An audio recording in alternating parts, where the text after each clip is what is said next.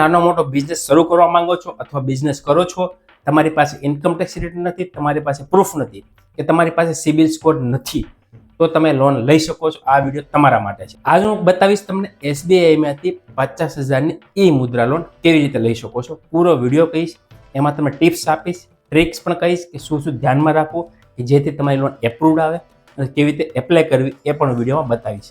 તો છેલ્લે સુધી જોજો. કોઈ પણ સવાલ હોય, કોઈ પણ ડાઉટ્સ હોય, તમે કોમેન્ટ કરી શકો છો અથવા અમારા ફેસબુક ગ્રુપ અને વોટ્સઅપ ચેનલ ફોલો જરૂર કરી લેજો, જ્યાંથી તમને આવી અવનવી માહિતી મળતી રહેશે. ચલો શરૂ કરીએ. SBI ઈ મુદ્રા લોન જે તમને શિશુ લોન તરીકે ઓળખવામાં આવે છે, જે તમને 50,000ની લોન આપે છે. આ લોન તમારા બિઝનેસને શરૂ કરવા માટે આપે છે. ઘણા લોકો કહેતા હોય છે કે મારે બિઝનેસ લોન લેવી છે, પણ બિઝનેસ શરૂ કરવા માટે ફંડની જરૂર છે. જ્યારે તમે બેંકમાં જતા હો ત્યારે તમારી પાસે બિઝનેસ પ્રૂફ માંગે, એ પણ વર્ષ જૂના રિટર્ન માંગે. પણ આ બિઝનેસ શરૂ કરવા માટે આપે છે, જે તમને મુદ્રા લોનની 3 કેટેગરી છે. એમાંથી પહેલી કેટેગરી છે શિશુ લોન, જે તમને 50,000 સુધીની આપી શકે છે બિઝનેસ શરૂ કરવા માટે. બરાબર છે. આ એના માટેની વાત કરીશ. ક્રાઇટેરિયાની વાત કરું, ડોક્યુમેન્ટ્સની વાત કરું, તો તમારું બેંક એકાઉન્ટ SBIમાં હોવું જોઈએ. એ SBI લોકો માટે જ આપે છે, બીજી બેંકો પણ આપે છે. એના માટે આપણે નેક્સ્ટ ટાઈમ બનાવીશું વિડીયો, કઈ કંપની આપે છે, કેવી રીતે આપે છે, વગેરે વગેરે. અત્યારે આપણે SBIની વાત કરીએ છીએ. SBIમાં 50,000 સુધીની લોન આપે છે, પણ SBIનું એકાઉન્ટ હોવું જોઈએ. 1 વર્ષ જૂનું હોય તો વધારે સારું. નવું એકાઉન્ટ ખોલાવેલું હોય, 6 મહિના જ થયા હોય, એવા લોકો માટે એપ્રુવ નથી આવતા. મિનિમમ વર્ષ થયેલું હોવું જોઈએ. બીજું કે તમારી બેંક એકાઉન્ટમાં ટ્રાન્ઝેક્શન લેવડ દેવડ થતી હોવી જોઈએ. ઘણી વખત એવું થતું હોય કે એકાઉન્ટ તો હોય, પણ ટ્રાન્ઝેક્શન મહિનામાં 1 જ વાર કરતા હોય અથવા 3 મહિને કે 4 મહિને એકવાર કરતા હોય. એવા લોકો માટે એપ્રુવલ આવવાના ચાન્સ બહુ ઓછા છે. નોર્મલ ટ્રાન્ઝેક્શન હોવા જોઈએ, તો તમે એપ્લાય કરશો તો એપ્રુવલ આવવાના ચાન્સ વધી જશે. બીજું, જે લોકોનો સિબિલ સ્કોર નથી એ લોકો માટે જ છે. જો તમારો સિબિલ સ્કોર છે, મતલબ કે તમે કોઈ લોન લીધેલી છે, તો તમારા એપ્રુવલ આવવાના ચાન્સ બહુ ઓછા છે.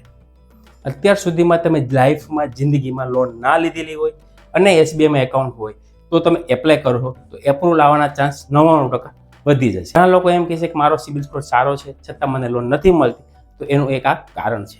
હવે આપણે વાત કરીશું મુદ્રા લોન 50,000ની તો આપે છે, એ તમને 5 વર્ષ સુધીની આપે છે.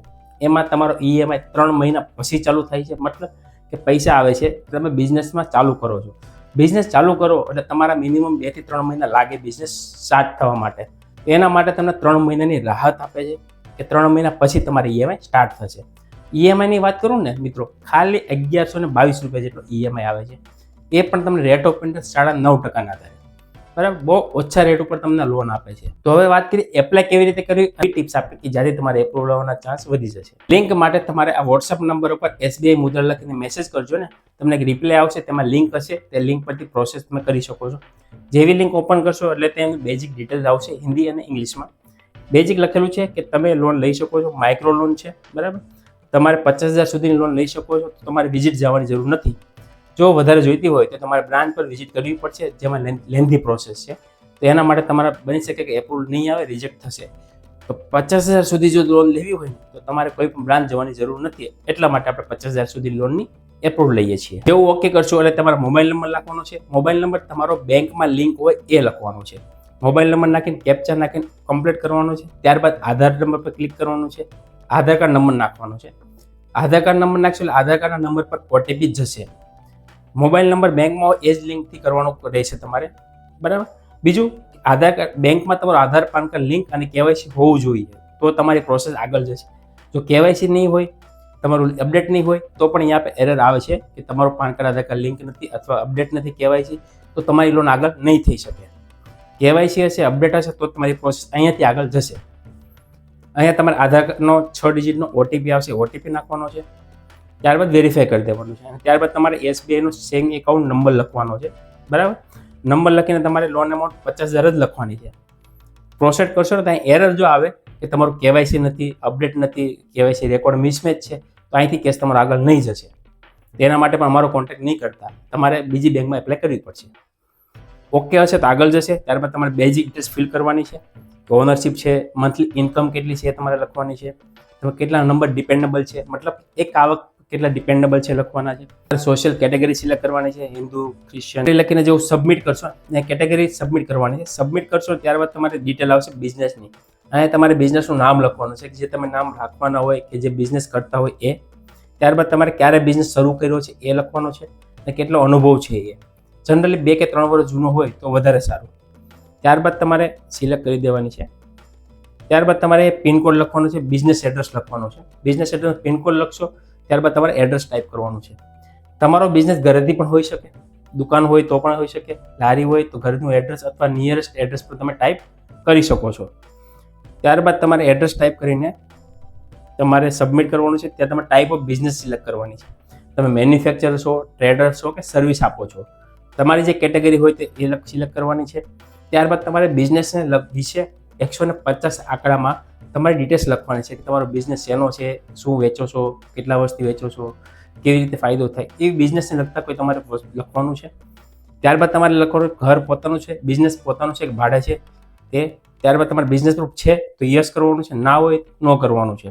તો યસ કરશો તો તમારે ઉદ્યમ સર્ટિફિકેટ કે જીએસટી અપલોડ કરવું પડશે, નહીં હોય તો નો કરીને તમારે આગળ કરવાનું છે.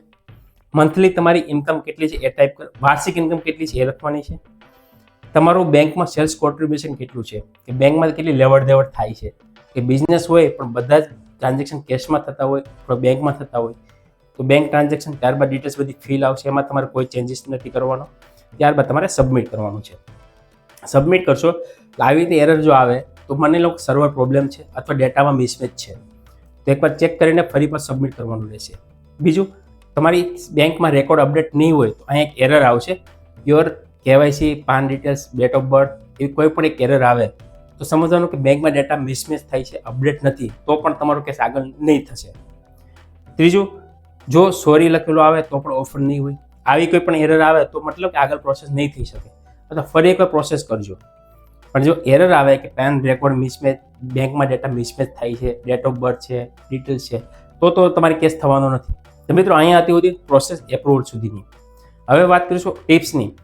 તમારો સિબિલ સ્કોર 0-1 તો એપ્લાય કરશો તો તમારા એપ્રુવલ આવવાના ચાન્સ વધી જશે.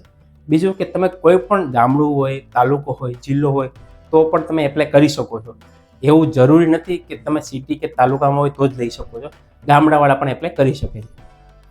તો હવે વાત કરીએ, જો એપ્રુવલ આવે ને તો આ રીતનું તમને એક એપ્રુવલ આવશે. 50,000ની લોન, 9.5% રેટે 60 મહિના. એગ્રી છો, કન્ટિન્યુ સાઇન કરવાનું છે. ત્યારબાદ તમારે એગ્રી કરશો એટલે તમારા પર ઓટીપી જશે, જે ઓટીપી તમારે ટાઈપ કરવાનું છે. આ બેંક પ્રોસેસમાં તમારો થોડો ટાઈમ લાગી શકે છે. સબમિટ કરશો કેપ્ચા, ગેટ ઓટીપી ક્લિક કરવાનું છે. ત્યારબાદ તમારે એક એગ્રીમેન્ટ જનરેટ થશે, જે એગ્રીમેન્ટની અંદર બધી જ વસ્તુ લખેલી હશે તમારી. જો તમારું એપ્રુવલ આવે ને આગળ સમજ ના પડતી હોય તો કન્સલ્ટિંગ તરીકે અમારી મદદ લઈ શકો છો. અમે નોમિનલ ફી લઈએ છીએ, ત્યાંથી તમે હેલ્પ લઈ શકો છો. આ તમારો એગ્રીમેન્ટ છે. એગ્રીમેન્ટ તમારો જેવું જો એમાં બધી જ વસ્તુ લખેલી છે, કેટલા વર્ષ સુધી લોન ક્યારે ભરી શકો, કેટલો રેટ ઓફ ઇન્ટરેસ્ટ, બધી જ વિગત લખેલી છે.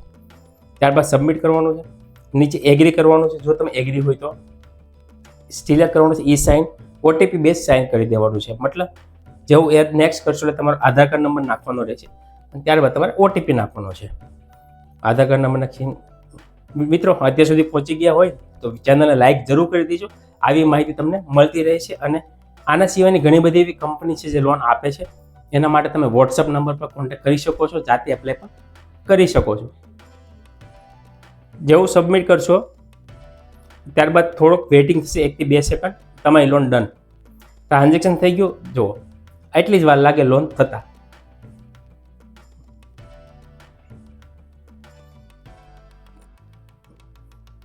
થઈ ગયું તો કોંગ્રેચ્યુલેશન, તમારી લોન 50,000 તમારા એકાઉન્ટમાં જમા થઈ ગઈ. ચેક કરી લો મેસેજ. આ હતી એસબીઆઈ મુદ્રા માટે. તો ઘણા લોકોના મેસેજ આવતા હતા કે મારે લોન એપ્લાય કરવી, કેવી રીતે કરું. જો તમારો એપ્રુવલ આવે ને સમજ ના પડતી તો પણ અમે હેલ્પ કરી શકીશું. પણ તમારો સિબિલ ખરાબ હોય અથવા કોઈ લોન લીધેલી હોય, પ્રોબ્લેમ હોય, એવા કેસીસવાળા અમારે કોન્ટેક્ટ નહીં કરવાનો. તમે જાતે એપ્લાય કરી શકો છો અમારા વોટ્સઅપ નંબર ઉપરથી. તો આ હતી એસબીઆઈ મુદ્રા માટે. તો કેવો લાગ્યો વિડીયો કોમેન્ટ કરજો. સારું લાગે તો શેર જરૂર કરી દેજો.